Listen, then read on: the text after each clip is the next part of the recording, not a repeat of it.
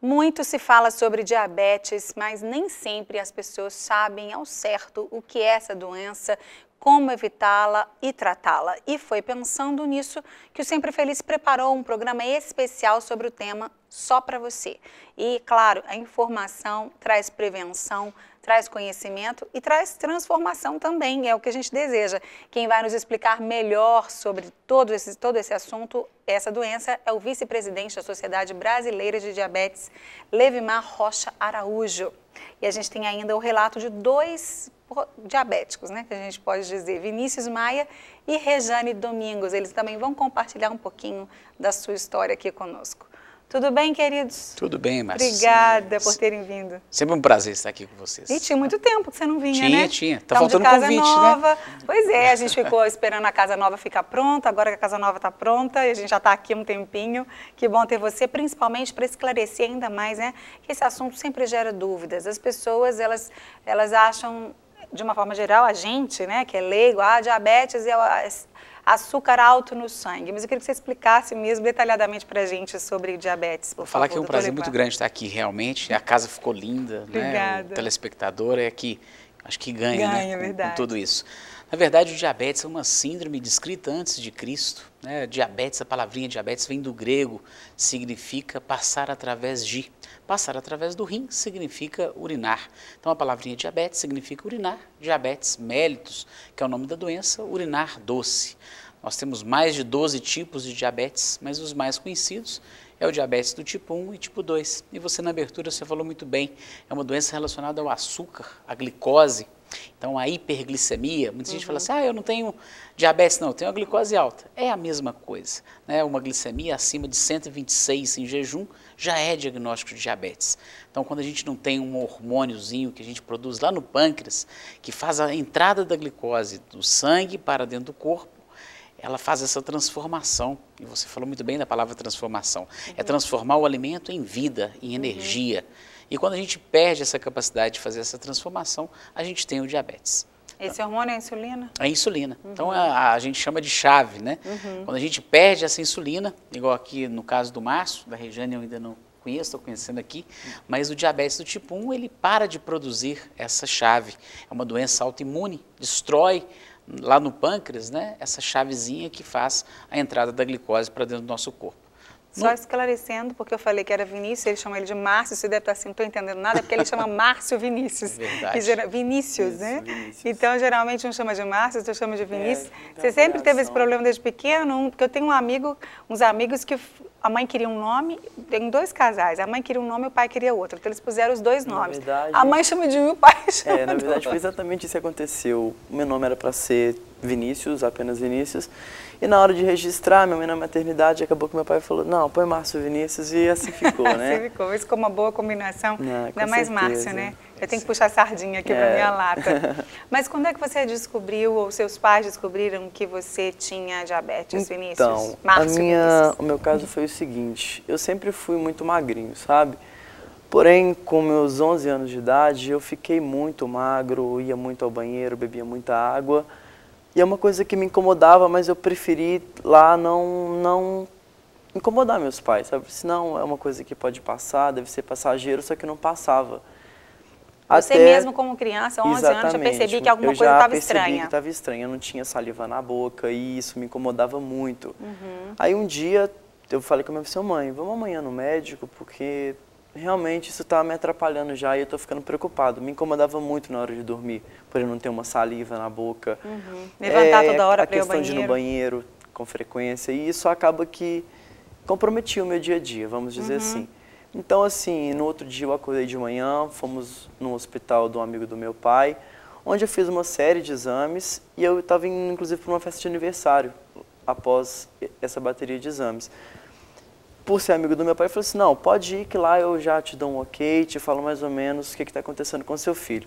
Pegamos, fomos para essa festa de aniversário, no meio do caminho, não, teve uma alteração do exame, volta para o hospital. Eu voltei um pouco assustado com a situação, e lá já me internaram e fiz outros exames, e aí foi detectada diabetes, sabe? Para mim foi um choque muito grande, porque eu era muito novo. Então, assim, eu não sabia a fundo exatamente o que estava acontecendo comigo. Então, a questão de tomar injeção todo dia, N coisas comprometeram que eu fiquei um pouco assustado, minha mãe ficava muito triste comigo, mas acabou que eu tive que aceitar, né? E me adaptei super bem, graças a Deus. Desde pequeno, desde os meus 11 anos, sou eu quem aplica a minha insulina, sou eu quem meço a minha glicose. Então, graças a Deus, eu tenho essa independência, né? Eu nunca dependi dos meus familiares para tratar do diabetes. Que bom. Depois eu vou saber da Rejane. Dr. Levimar, ele citou ali 2 tipos de sintomas, que seriam a boca seca, né? Beber muita água e fazer muito xixi. O xixi era doce, ele não sabia, né? Mas era xixi doce. Mas quais outros sintomas poderiam apresentar o diabetes? No diabetes tipo 1, depois a gente pode até comentar os sintomas do tipo 2, que a gente falar, mas no diabetes tipo 1, a história é clássica mesmo, né? A sede intensa, porque você começa a ter uma desidratação cada vez maior. Então, como ele urina muito, ele começa a beber muita água. Então, no caso do diabetes, ele está urinando muito. Com a desidratação, ele tem que beber muita água. É o contrário, se a gente for bebendo muita água, a gente vai urinar muito porque eu estou bebendo muita água. No caso dele é o contrário. O diabetes faz o contrário, né? Você está urinando muito, então você está perdendo muito eletrólitos, e isso você vai ter uma desidratação intensa, podendo evoluir até para um coma, né, pela falta dessa insulina. Então ele começa a catabolizar, então ele emagrece rapidamente, é um aparecimento agudo. Se fosse mais novinho, a mamãe ia começar a perceber na fralda formiguinha, porque está muito doce esse xixi, igual o nome da doença que nós comentamos. E no caso dele, ele pode ver no próprio banheiro de casa, né, as formiguinhas procurando o açúcar ali do xixi. Né? Do jeito que as mães são, vai ter mãe provando o xixi do filho. Com certeza, mas não façam isso não. Não duvide, porque mãe, não é só a gente que é mulher que sabe como é que mãe faz coisas meio malucas, mas não precisa fazer isso, né, doutor Levimar? Então, mas está observando, né? A criança emagreceu.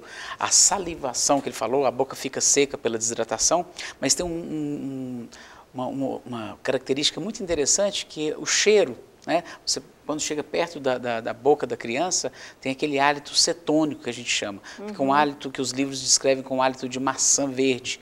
Eu falo que é um hálito de maçã podre mesmo, um cheiro de acetona que as mulheres usam nas unhas. Né? Então, na realidade, esse hálito cetônico, uma dor muscular intensa, ele começa a ter quebra do músculo para virar energia, então ele emagrece rapidamente, então a criança perde 1,5 kg, 2 quilos numa semana. Então é aquele episódio bem rápido. E não há água que aguenta, né? Que chegue, vai tomando bastante água. Doutor Levimar, as pessoas que têm histórico na família, aliás, vamos falar das causas então do diabetes, e eu já vou te mandar uma outra pergunta, né? Porque as pessoas que têm um histórico familiar de alguém na família com diabetes, as mães, por exemplo, eu não tenho, por exemplo, mas eu tenho alguém na minha família, meu pai, minha irmã, e eu tenho filhos. Quando que esses pais podem e devem fazer exame nos seus filhos para conferir, né, não só na hora que ele nasce, mas depois de alguns anos, quando que é viável, que é interessante, importante fazer os exames? A época mais comum de aparecimento é porque a etiologia ainda é desconhecida. Doenças autoimunes, igual o diabetes, a gente não tem uma etiologia básica. A gente tem algumas teorias, que é um vírus, o vírus da rubéola, o vírus chamado Coxsackie, e esses vírus se manifestam normalmente no período, né, entre junho, julho. Então, logo depois do inverno, né, quando está começando a primavera, é que a gente tem uma eclosão maior. Em relação à genética, no diabético tipo 1, a gente não tem essa genética tão forte. Então, por exemplo, os filhos do Márcio Vinícius não necessariamente têm que ser diabéticos. Não tem essa preocupação. No diabético tipo 2, a frequência genética é muito maior. Então, no diabetes tipo 2, tem um envolvimento em relação à obesidade. Então, a gente tem como prevenir. Existe a genética, mas ela é fraca no tipo 1. Então, em torno de 18%. Então, o que a gente recomenda aos pais é estarem atentos. Aquela criança que não está ganhando peso, não está crescendo, né, e está tendo algum desses sintomas que nós já discutimos aqui, é fazer o exame de sangue, o exame de glicose. Uma glicemia em jejum, né, maior do que 126, a gente já vai ficar alerta. Que com 2 glicemias maior que 126 já é diagnóstico de diabetes. E uma glicemia qualquer hora do dia maior do que 200, também já é diagnóstico de diabetes. Então, muita gente fica assim, mas qual que é o valor normal? O valor normal é menor do que 99 em jejum e, depois da refeição, menor do que 140. Então, vai ficar sempre um hiato. E quem ficou entre 140 e 200? É o que hoje a sociedade... amarelo. Sinal amarelo, isso mesmo. É o que a Sociedade Brasileira de Diabetes chama de intolerante à glicose. É um paciente para a gente estar mais atento. Então, para a gente ficar mais atento nesse paciente. Sinal amarelo. Sinal amarelo. E agora um sinal meio amarelo, meio verde aqui, que é a Rejane, que também tem a sua história para contar, né, Rejane? Você então é tipo 2. Não, meu tipo 1 também. Ah, tipo 1 também. Tipo porque ele estava apontando para você, apontando para ele, tipo, eu estava achando que você era tipo 2. Não, tipo 1 também. Mas você descobriu depois, você já era adulta ou também quando era criança, como o Márcio Vinícius? Eu descobri, eu tinha 13 anos de idade, eu tenho 26 anos de diabetes. Olha só. Né? E a minha diabetes já teve complicações, né? Porque a minha diabetes, como sou do interior, né, da roça, vamos dizer assim, né? Então, assim, eu comia muito caldo doce de cana. Demais da conta, eu comia muito doce. Não, e doce bom então, de roça, né, gente? Eu sou apaixonada com doce, gosto demais. E a minha diabetes, assim, teve problemas, né? Eu perdi a visão do olho esquerdo e parcial do direito, então eu sou considerada hoje deficiente visual por causa da diabetes. Perdi a visão esquerda total, né? Só cega do olho esquerdo e tenho perda de proteína nos rins, né? Hoje, graças a Deus, o meu médico disse que o meu rim eu posso recuperá-lo, né? Porque a minha perda de proteína tá normal, graças a Deus.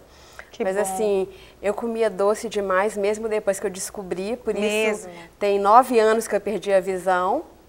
Né? Então eu comia doce demais, descobria porque eu tomava água demais, levantava 9 vezes à noite, fazia xixi demais e como a gente morava no interior, né, o banheiro era do lado de fora, então a gente levava aquele piniquinho, né, ficava debaixo da cama e ficava, o meu ficava cheio de açúcar no chão.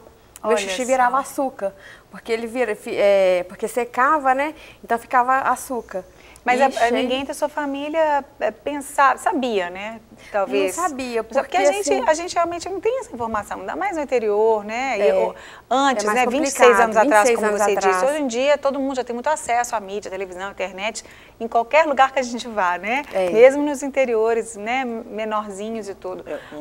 Um ponto interessante, falando sobre isso, a questão da informação, é que hoje, inclusive, não só para a gente que mora aqui na capital, mas nos interiores, a gente tem o Diabetes Weekend, né? Que foi um projeto iniciado aí pelo Levimar, por todo mundo, onde a gente reúne os diabéticos mesmo, através da mídia, Facebook, Twitter, enfim, toda a rede social ali, para a gente familiarizar os diabéticos, né?